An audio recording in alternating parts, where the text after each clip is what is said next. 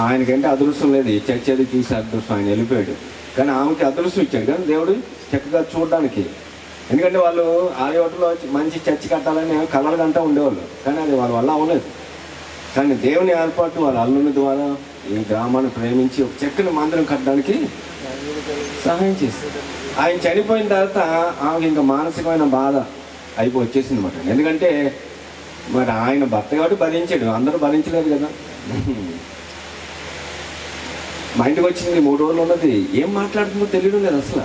మాకు అర్థమైంది, సేవను ఏదో గలిపిలి సాతాండు చేయబోవడానికి ఏదో చేస్తున్నాడు అనుకున్నాము. వెంటనే ఫోన్ చేసి ఇద్దరు వచ్చారు, మాట్లాడితే మాకు అర్థమైపోయింది సాతాండు. అప్పుడు చెప్పాం, అమ్మా సాతాండు పని పాడు, ఎందుకంటే దేవుడి పని ఎవరు పాడు చేయలేరు. దేవుడు అన్నాడు కానీ ఎవరైనా పని పాడు చేస్తే నేను వాడిని పాడు చేస్తున్నాడు కదా, దేవుడి పని ఎవరు పాడు చేయరు, కానీ గలిపిలు చేయిస్తాడు అంతే అని చెప్పి మేము పంపించాము. తర్వాత చనిపోగానే నాకు వార్త వచ్చేది, ఎక్కడ చనిపోయింది అడిగాను. మొట్టమొదటి మాట ఇక్కడే చనిపోయిందన్న, నాకు చాలా సంతోషమైంది. హల్లెలూయా. కనుక వాళ్ళు చాలా దీనంగా ప్రారంభించేది పరిచర్య, కానీ దేవుడు వారి అల్లుని ద్వారా ఒక ఘనమైన పరిచర్య ఈ గ్రామంలో జరగడానికి దేవుడు ఎంతో సహాయం చేశారు. ఇప్పుడు ఉన్న మీ అందరి మీద కూడా బాధ్యత, భారం ఏంటంటే ఈ గ్రామం అంతని కూడా పరలోకం తీసుకెళ్ళమంటుంది అంతే.